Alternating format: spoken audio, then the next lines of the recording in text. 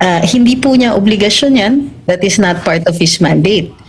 There are instances where the police must release information to mislead in order to obtain, para may mahuli. So halimbawa, mag-release kang information pretending that the police are searching elsewhere para may mahuli sila. Merong at large na mahuhuli sila. We get that. Pero yung ganitong klaseng pagsisinungaling, kung wala pong public purpose ito, then yes, meron po kayong habol. Possibly a case for damages and definitely a case for an administrative case. I know that it seems that it might be difficult, but still, I think you should go for his badge. Tsaka hanggang ngayon po, ma'am, hindi pa nila ina-admit yung, kasi may mga namatay na po, ma'am, eh. Hanggang ngayon, hindi pa rin nila inaako yung, imbis na dapat sana mag-sorry dahil nga sa kanilang ginagawang operation since June 10 pa, yung mga tao doon, grabe na yung, kumbaga, pressure, trauma. Tapos yung iba naman yung, alam mo yun, yung paghagis nila ng tear gas, tapos yun nga, may namatay na. Ayaw pa nilang aminin yung mga ginagawa nilang mga kalokohan. Ito po ba, ma'am, may ano pa rin po ba ito sa, may ano natin sa ating mga attorney, sa ating mga abogado ng KOJC po, ma'am? Alam niyo, sino ba yung nagsabi na these are the times that try men's souls? So, yung mga ganitong pangyayari, we expect them. Kumbaga, they have acted in an adversarial manner and therefore, wag na natin i-expect na magiging mabait sila, magiging mabuti, or that they would even act in a civilized manner. Expect na natin yung pinakamalala. Dahil yan na po yung ginagawa nila eh. They're doing the worst, then expect that things will just keep getting worse. So, the more, I think that first of all, what should be done is to protect themselves. The KOJC members must protect themselves. And tama naman po yung ginagawa nila to document everything that is being done. Hi, ma'am. Ma'am, paano yun? Siyempre, sa dami po ng mga issue ngayon, the only parang recourse na magagawa ng KOJC ay dumulog sa mga korte. May mga nagsasabi daw na nababanggit po yung salitang writ of amparo. Para po sa kabatiran po natin mga kababayan, ano po ba ang ibig sabihin nito at ano po ang magiging epekto kung pagbibigyan po ng korte yung petisyon na yon? Okay. Ang writ of amparo po, this is what we call the great writ of freedom, a great writ of protection. Para mas precise tayo. Maaari po itong gamitin for any actions by the state or even private persons kapag ito ay nakakaapekto na ng karapatan. Halimbawa, yung mga surveillance. Maaari po kayong mag-seek ng writ of amparo to prevent or to stop the surveillance by state forces kung unwarranted ito. So ito, may experience na ako dyan personally. So you can also ask for the, kunwari may intel services na sinusurveillance ka, pero wala ka namang ginawa. Hindi ka naman suspect in any crime. Wala ka pa pong ginagawang masama or anything like that, pero may surveillance that's being conducted on you. So you can ask for the protection of the writ of amparo, the issuance of a writ of amparo to stop them from violating your rights to privacy, as well as yung destruction of your dossier. So pwede rin po yun. So dito sa Pilipinas, ang writ of amparo, you can seek it for yung mga ganito, yung harassment by state forces. Yung sunod-sunod, so yung surveillance, yung nakatayo yung mga pulis sa labas na chine-check nila sino yung pumapasok, sino yung lumalabas, kung sino yung mga guests, tapos nagma-mass up sila doon, yung nag-jogging sila sa harap ng KOJC compound. At ito, yung repeated conduct of supposed service of a warrant of arrest. Maaari din po idulog ito sa Korte Suprema and ask for the issuance of a writ of amparo. So, it is the recourse when you're seeking to protect your constitutional rights and even in anticipation of the violation of those rights. So, halimbawa, yung surveillance. Surveillance kasi, kung ang right to privacy kasi yan, may zones of protection. So, inside your house, absolute yung privacy nyo. So, kung naglalagay sila ng mga listening devices and so on, you can ask for the writ of amparo. But if they're just watching you in a public place, medyo mahihirapan yun. Pero dito, yun nga, if you seek the issuance of a writ of amparo, all surveillance and also the destruction of your dossier is possible. Ang AFP, ayon dun sa Article 2, is the protector of the people and of the state. and I always say this, bakit hiniwalay yung people dun sa state? Ang estado kasi may mga elemento yan, territory, sovereignty, government, and people.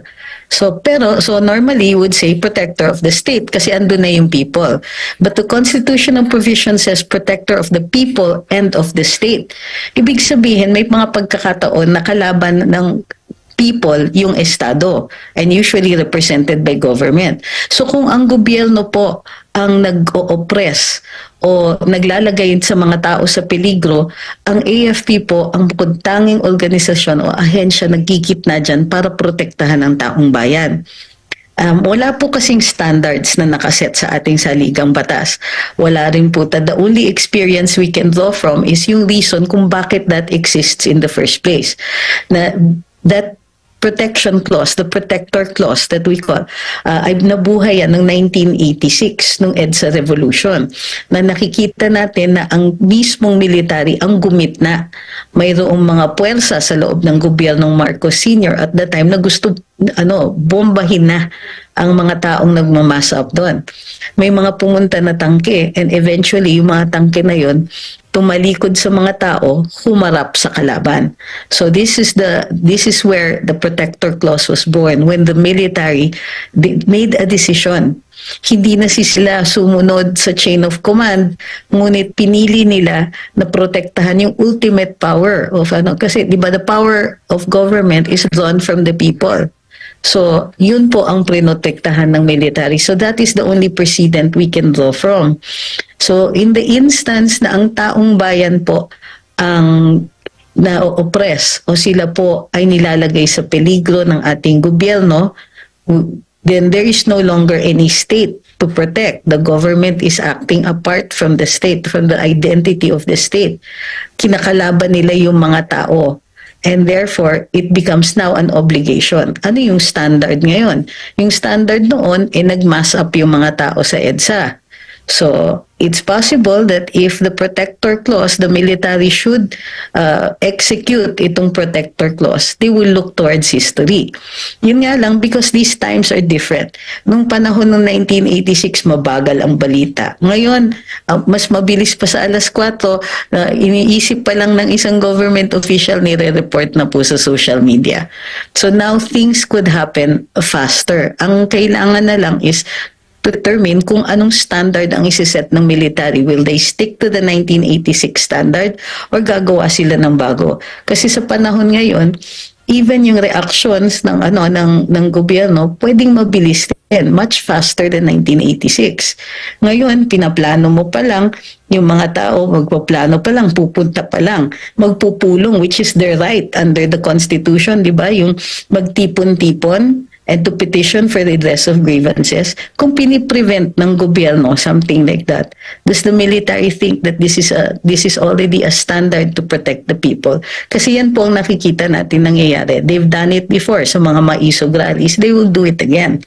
So is it just the physical? So yung initial na basis, yung kaya nga nabuhay yung protector clauses from 1986. So nagmamass up na yung mga tao, dumating ang AFP, ostensibly under the orders ng gobyerno, no?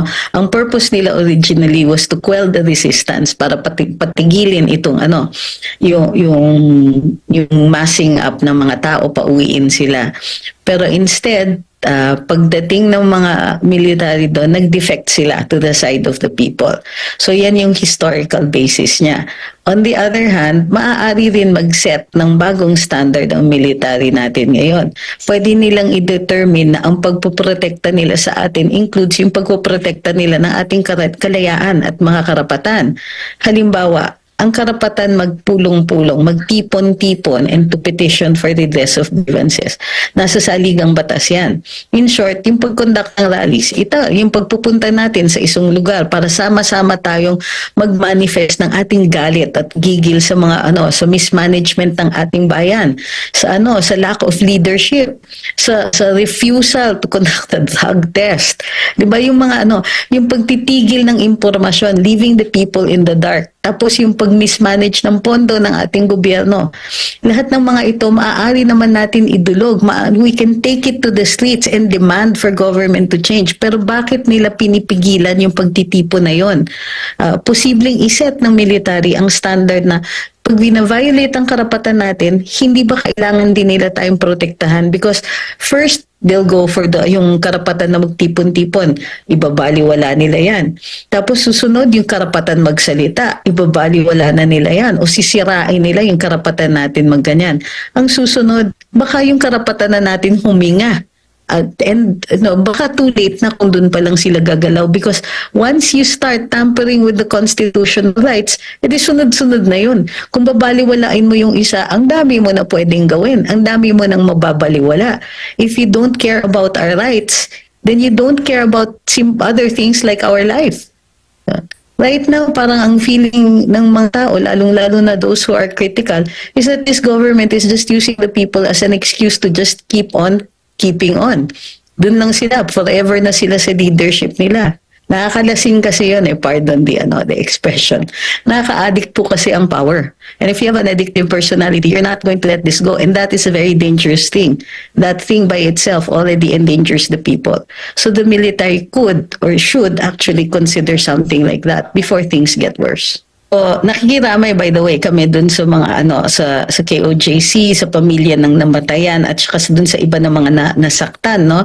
And who are continually experiencing itong panggigipit, panghaharas at pananakot ng PNP, whether intended or not. Nakikiramay din po kami dun sa rank and file ng mga pulis na alam natin na sumusunod lang sila sa orders. Alam natin na there is no obligation, di ba, to follow an illegal order, to obey an illegal order. Pero pag ikaw naman yung nakaupo doon o nakatayo doon at ikaw yung nasa receiving end, mahirap mag-isip magwa-weigh ka pa, legal ba to, hindi ba to legal? And in the meantime, binabaston ka ng ng mga officers mo. So yes, we feel for you, yung mga nasa rank and file.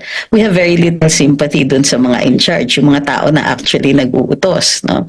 So ano yung pwede nilang harapin? Yung mga tao na nag-uutos, definitely merong mga administrative cases yan.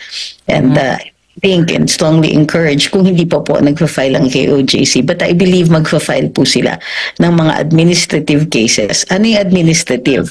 Ang worst na na penalty, ang pinakamabigat na penalty in an administrative case is yung matatanggal ka sa inyong trabaho, dismissal. So yes, the KOJC can actually seek the dismissal of General Torre on the ground that yung ginagawa niya ay hindi na po simple service of a warrant of arrest, kundi paggigipit dun sa mga kasapi ng KOJC. Hindi na sila yung parang collateral damage. Hindi po kasi kung collateral damage sila, they went in, they conducted the search for the accused, tapos lumabas sila. Hindi, yung pag-restrain sa kanila, yung hindi sila pinapalabas. Pwede yung arbitrary detention, which is also subject of a criminal complaint. Pwedeng criminal case yun. Yung hindi pinapapasok yung mga taong nakatira dun sa lugar. Ano yun? Grave coercion. Yung pananakot, pwede rin pagkaso yun, criminal case din yun. At lahat ng mga criminal cases na ito ay maaaring may kaakibat na administrative case. So marami actually na pwede. In addition to that, pwede pa silang kasuhan ng civil cases for damages. Kasi di ba meron silang mga sinisira doon ng compound. At meron pa silang planong sirain pa uli, konkreto daw, kasi may nadidetect daw, na heartbeat. O sige, pagbuksan nila yan at nagkamali sila, yung pala, water pump, ang naririnig, let's say something like that. Yung sinira nila, yung sinira nila, maaari silang managot para